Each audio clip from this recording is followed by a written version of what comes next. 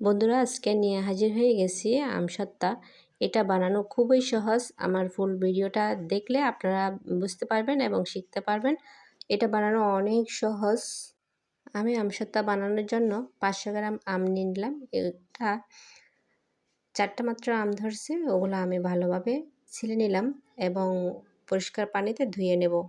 এগুলা যদি ভালোভাবে করে পরিষ্কার করা হয়ে যায়, তারপরে আমি যেভাবে কাটতেছি ওভাবে স্লাইস করে করে কেটে নেবেন। মানে পিস পিস করে কেটে নেবেন। আটি থেকে এগুলা ছাড়িয়ে নেবেন এক এক করে।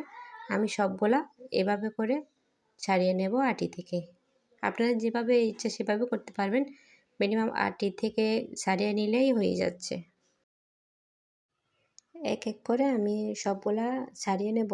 ছাড়িয়ে নেওয়ার পর কষ চলে যাওয়ার জন্য আমি একটু চুন পানি দিয়ে আমি একটু করে ভিজিয়ে রাখবো। ভিজানো হয়ে গেলে ধর 5-10 মিনিট ভিজানো হয়ে গেলে তারপর আমি একটা ব্লেন্ডারে ওগুলা সবগুলো দিয়ে দেব। ব্লেন্ড করে নিয়ে এসে একদম মিহি করে ব্লেন্ড করব। ব্লেন্ড করে নিয়ে এসে একটা ফ্রাই প্যানে আমি বসিয়ে দেব। এগুলো ব্লেন্ড করার সময় একদম পানি দিবেন না। মানে আমের পানি দিয়ে যা হয় মিহি হয়ে যাবে। আমরা জানি কাঁচা আমের মধ্যে অনেক পানি থাকে। আমের পানি দিয়ে ব্লেন্ড করা হয়ে যাবে।